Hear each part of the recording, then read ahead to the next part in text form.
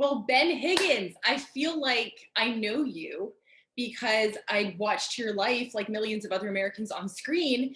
But then I read this book yesterday and I'm like, yeah, I don't know this guy. There's a Uh, lot more to him than what we're seeing, this very curated version of who you are on the big screen. yeah, that I actually, it's nice to hear that, especially after reading the book. I think like obviously the show shows a lot of my life and it highlights a lot of things and you get to learn a lot and you get to see me do things that most people don't have to watch other people do on TV.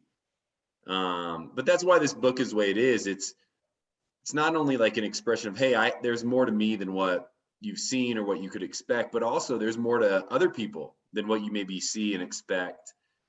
And it's why, I mean, it's a lot of the reason why Alone in Plain Sight was such a special project to me, because it not only allowed me to kind of write my heart, but it allowed me to also to capture some other people's stories that I really love and care about as well. Share Yeah. a little bit about the title because people would be shocked to know that you feel alone, that you don't Yeah. see when you are this public figure. Yeah. So Alone in Plain Sight was really like a journaling effort for me. I went through like, early on in life, I had a lot of insecurities, a lot of questions. I like to explain like I was a chameleon, like I kind of hid from social groups or hid myself from others because of the fear of, not being accepted, not being cared for, loved, appreciated, liked, all of those things you can expect. And then I go on this show and obviously the platform's given to me and I still start to kind of express throughout the show and then afterwards, like, hey, I still feel, especially with my counselor, my close friends, I was always saying like, I just feel like the outsider. I don't feel like I'm a part of the group. And so I started writing some of these thoughts down. And, after the show kind of ends, as people like either celebrate you or criticize you for whatever they think of you from the show, it got really hard on me personally. And so I started journaling a lot of my thoughts to try to process them better. And the one thing I kept realizing is as more emails flooded in of people saying, hey, I feel like an outsider too. And as my journals continued to kind of poke and prod at some of my deepest insecurities, I realized there was something there that maybe was maybe not universally like familiar with everybody, but at least it was a common feeling. And that's the feeling of being lonely, of being alone, of being isolated.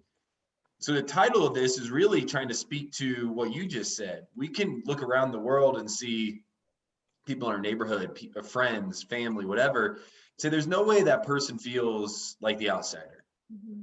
There's no way that person feels alone. But I know from my experience, many people do. So you're walking through life feeling like you're not seen, you're not known. And other people don't expect that from you, right? And that's where this book comes from. My hope at the end of this, I can't imagine a worse feeling for an individual person than feeling alone. Yeah. So this book is really the desire to reach out to anybody that's ever felt alone, isolated, like they're just going through the motions, like they're not connecting with themselves, with others, in relationships, or with God, and speak to them and say, hey, one, you're not alone. Two, there's nothing wrong with you. But if the hope is that if your hope is that you want to connect again, this book is for you. Hey, we're in this together. And there's an opportunities for us to connect far beyond what we're doing now. Well, and isn't that the beauty of like faith, is to be fully known and fully loved? That's the gospel right there. My sense, and maybe the outlook I took while writing this book, was that is true. That is our greatest truth. Yet, are we living in that truth? Like, do we really let it sit in? We can say it. We can sit here and say, hey, isn't that the gospel, that we're fully known, fully loved? But does that ring any type of like heart chords? Does that help our soul operate a different way? Does that help like when we wake up every morning, do we feel any different? And I know for me, so I can only speak for myself, as much as I know that to be true, it didn't ring true in my life often because my insecurities, my negative thoughts, my loneliness always seemed to kind of overcome the good news. And that was where I would sit. And so, yeah, Alone in Plain Sight is hopefully like throughout the whole book, sharing the gospel, at every page and every section. And that gospel to me is great news for all. Yeah. This is a side note, but do you know your Enneagram type by chance? Yeah, I do. What 4, you're a 4. which I did a interview with Typology, and Ian Crone is an Enneagram expert. And he goes, this book, after I read it, is the most 4 book I've ever read in my life. And he's a 4 himself. So it's interesting, like the Enneagram really like helped me. I mean, it helped me a ton because it helped me see that these insecurities, these things I'm feeling are not uncommon to the 4s of the world. Yeah. I'm not like odd, I'm not different, but they are when we're at our weakest. We just feel like the kid looking through the window at the party he wasn't invited to because we live in our heads so much. Yeah. One phrase that I really loved, you wrote, before we can answer the question of who am I, we must first break down the facades and excuses and shame and the guilt and the pride and everything else we use to define ourselves. This is really countercultural. So, that little sentence and statement came from, being around a lot of people who are really well known in this world. From TV or media or politics, whatever it is, they're known, their names are known. And you'd sit down with them at dinner and social gatherings when there was no agenda to it, right? It was just a couple people hanging out. And you realize that they don't get asked very often, like, who are they? Everybody expects that they know them. They want to talk about the things they've accomplished, and they want to talk about maybe for like whatever film they're in and how great that film was and how much they love the character. But what I was recognizing is none of these people ever got to talk about who they were. Like what makes them, what makes them function. They're not just actors and actresses and doctors and they're people with stories that tell. And then I started thinking about my own life and the lives of my friends and how we define ourselves, right? I meet somebody and one of my first questions, and it's a Western thing, but our first question is, what do you do? Yeah. And oftentimes that doesn't satisfy us getting to know them. And it doesn't satisfy my heart when somebody asks me what I do, especially nowadays. There's different things going on, and I can never explain fully what I do for a living. But what I really wanted people to ask me is like, what makes me me? And so the way that we change that thought process is, I think it first takes a step of connecting with ourselves to answer the question ourselves is like, not only who are we now, but who are we becoming? Who do we want to be? And I think a lot of that has to do with even tying in the last chapter of the book, which is about a connection with God, is realizing that if you believe in a God, you believe there is a truth out there greater than yourself. And that truth, if you believe in Jesus, has stood firm on the idea that you are loved, that you are accepted, that you're appreciated, that you aren't ever alone. And so that's where the truth starts to flow from. And then our response is, who are we? Is what is God calling us to? God, I mean, and quite simply, Jesus called us to love our neighbor and love God. And so how are we doing that well, right? For me, it might be, hey, I love to do work in Central America. It's a place that pulled at my heart at a young age. I really find that like the most love flows out of me when I'm working with people who have been troubled by human injustice. Somebody else might be, hey, I do that by, going to my neighbor's house and just knocking on the door and leaving them a little gift. Whatever that is, like that tells me a lot more about them than what they do for a living. And it shows their heart. And so we just have to start like eliminate. I think the best thing is when you ask yourself the question, who am I? Eliminate all the things that you do for a living. Now, there might be things about that point to who you are. And then I think once we strip away all the shame and the guilt and the disappointments that's come with, where we're at in life, then you can start to really answer like, this is who I am. I'm strong. I'm confident. I'm loved. I love others. Or maybe the answer is like, hey, I don't really like others. And then you have to ask yourself the question, why, like what shame and guilt is it that's causing you not to love others? But at least we're able to truthfully answer the question and then begin to see ourselves in truth and not with the labels that we place on ourselves. Who is Ben Higgins? I am somebody who is incredibly cautious of my ego. I am somebody who desires to see myself and others thrive. And I would say if I could define myself in one sentence, and this is kind of something that I've learned is I'm my happiest when I'm in environments where other people are being their greatest self, and they're connected and they're loved and they're loving others. And that helps me thrive and survive every day as long as I'm leaning into those paths. But I think to summarize it in the simplest way, like I am somebody that is loved and I do believe in Jesus and I do believe that is truth. I don't believe it's an idea or a cool thought or something that just comforts us in times where, things get hard. I believe that there is a God, a living God, within us and amongst us and breathing. And I believe there's a purpose to that. And because of that, I not only feel loved myself, I question it still at times, more than I'd like, but I'm also somebody that wants to tell others that they're loved as well also. Yeah. Man, I think you missed your calling as a pastor, Ben. That job, I mean, as great as that job is, I have a couple pastor buddies. I just had dinner with one on Saturday night, and I said, man, it takes a unique human to be a pastor. You are everybody's confidant. You are a teacher. You are a source of wisdom and guidance and truth. You are held to a different standard. I was like, I'm pretty good right where I'm at. Like, I'll do that. I'll do that on my own. You write that during your time on The Bachelor, your friends were praying that God would use, not that you'd find love, but God would use that time to do something significant in your life. Yeah. So when you think back on your time on The Bachelor, when you were writing about it, journaling about it, what do you think God was doing during that time? Oh, I think he was humbling me a lot.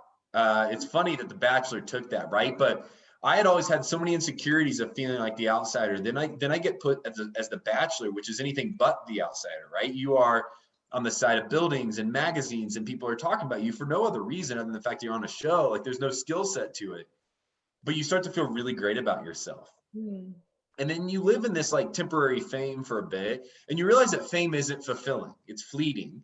And relevancy is an ambition not worth pursuing because it's exhausting, and there's never a point in time where you feel like you're relevant enough. I actually love Justin Bieber's song "Lonely." I think he speaks about this. I think that song is a really great example of Justin Bieber, who grows up, in the fame as a teenager, and now he just feels super lonely. He felt like nobody knew him, nobody cared about him, that he was an object to be used.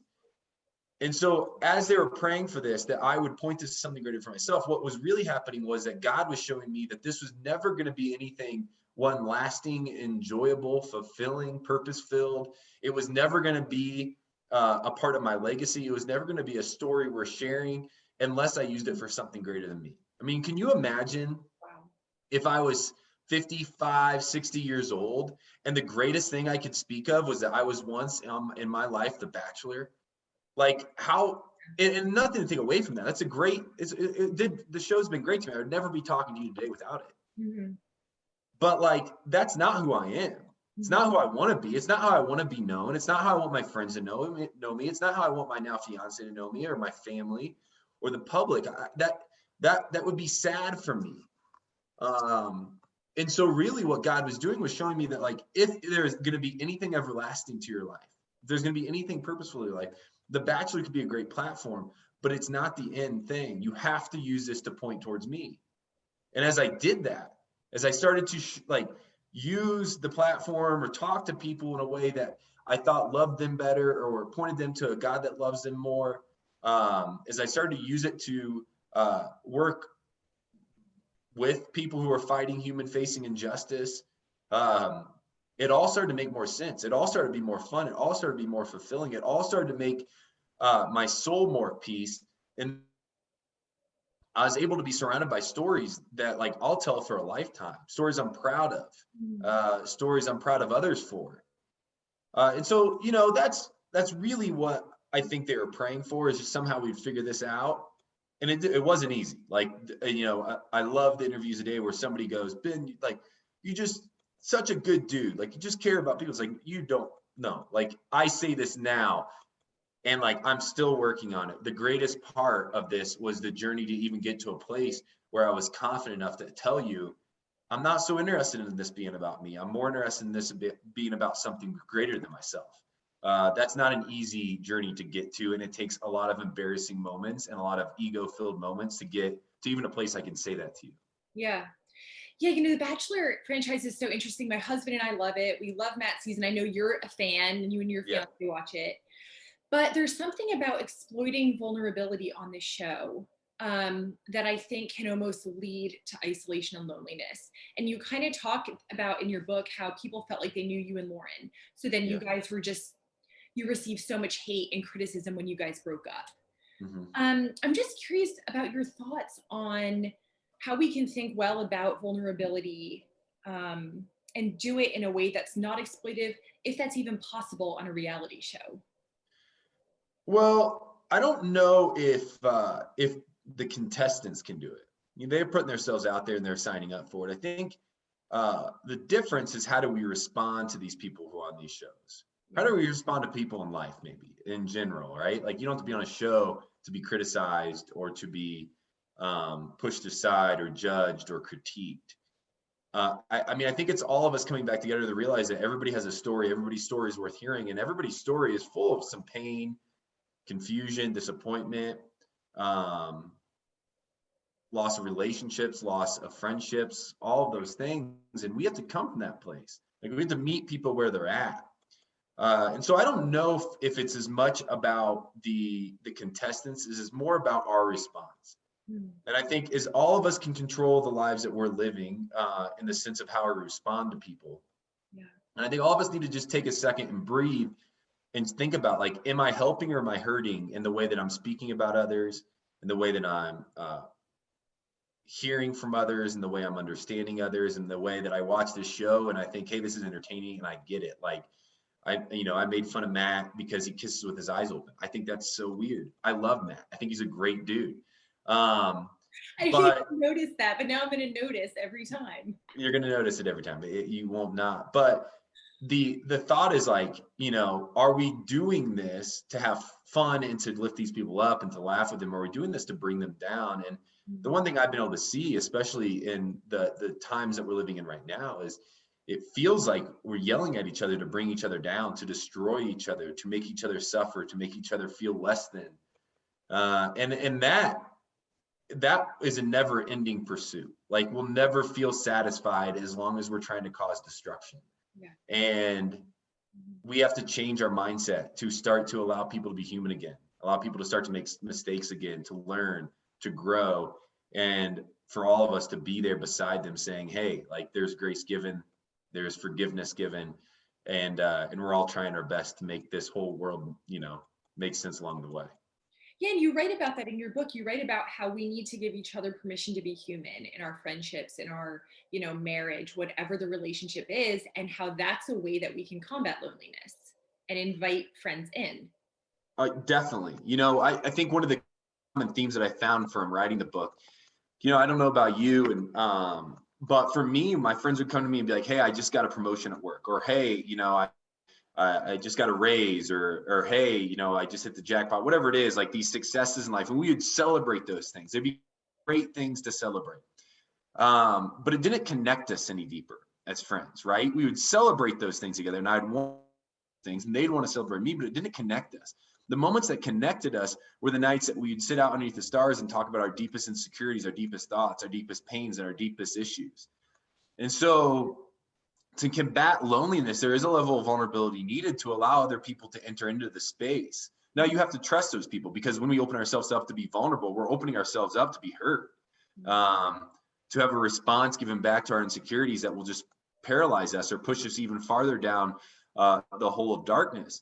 But when you have the connections, the friendships, and the relationships, and the family that you can be vulnerable around, you're going to allow them to enter into your space, and you're going to connect on a deeper level. Now, the reverse of that is, how are you allowing other people to speak to you? Like, are you a trustworthy source? Are you somebody that tries to help and not hurt? Are you somebody, when somebody shares their deepest thoughts, deepest opinions to you, are you one that tries to jump on them and prove them wrong? Or you one that sits beside them and tries to understand and listen? And that's the way we combat loneliness, because we all have pains, we all have suffering. Like, so right there, we're not alone, because everybody's experienced that at some level. And then as we continue down that path, we can all start to show a little more empathy because we understand that everybody hurts. And as everybody hurts, like I want to be somebody in my life that connects on a deeper level, which forces me in a way to be the sounding board of grace and forgiveness and understanding. And that's a role I want to take on. That's a responsibility I want to take on because it allows me to build deeper relationships that help me throughout this world as well. So many people, especially over the last year, spend this forced isolation Yeah. where, a lot of people young people especially, are struggling with their mental health. Um, just so many other things. We've seen like suicide go up. There's just so many problems stemming from isolation. What encouragement would you offer, especially young people who might be feeling isolated from others, from themselves, and from even God right now? Well, I think it starts with the truth that we all have a value, we all have a purpose. Yeah. Because I think when you take those two things away, we do start to question, is it worth it? Like we do start to question, like, what am I doing here?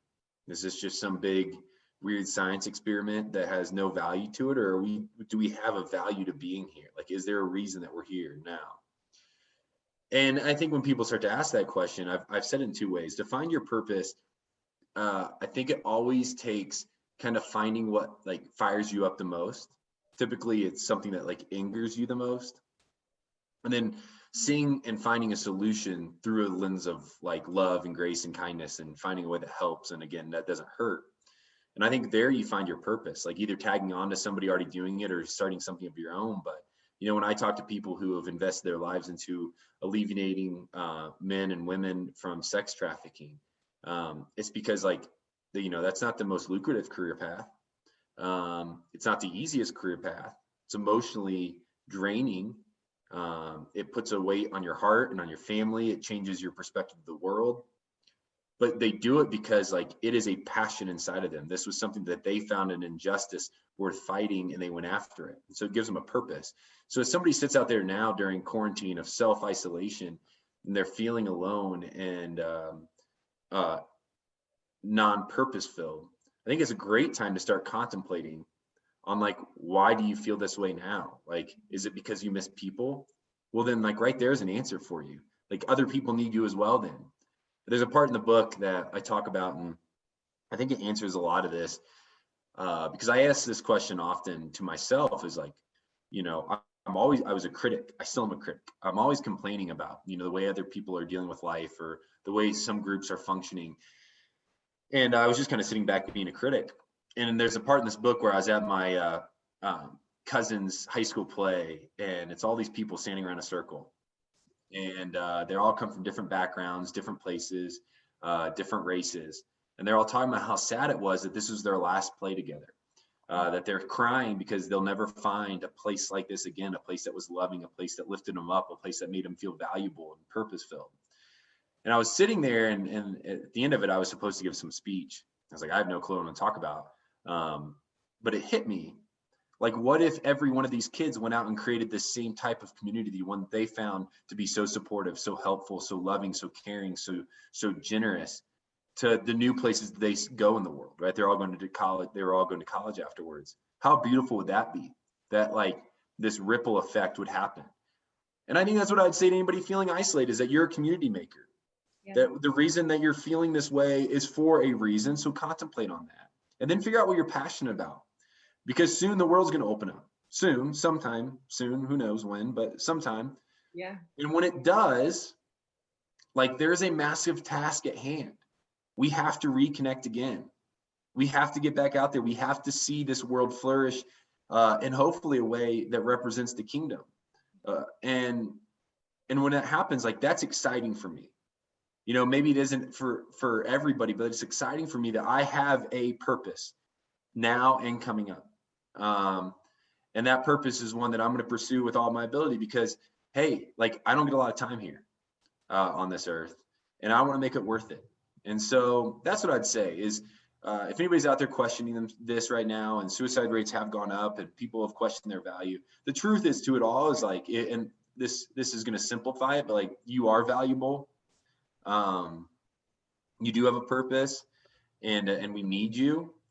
Because you never know the impact you're going to make in this world until you go out and pursue the things that are you're most passionate about. Yeah. Great, Ben. Thanks so much for taking the time again. God bless. Hey, you as well. Thank you. Bye.